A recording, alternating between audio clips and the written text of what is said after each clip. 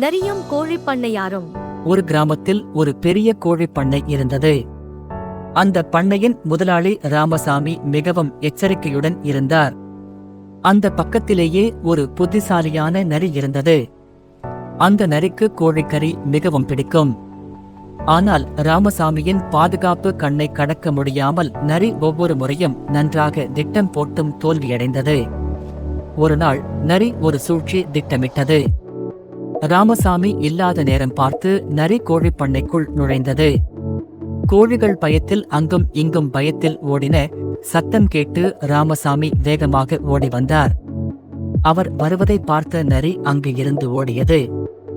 ராமசாமி கடும் கோபத்தோடு நரியை கொல்ல சென்றபோது ஒரு விஷயத்தை பார்த்து நரியை கொல்லாமல் விட்டுவிட்டார்.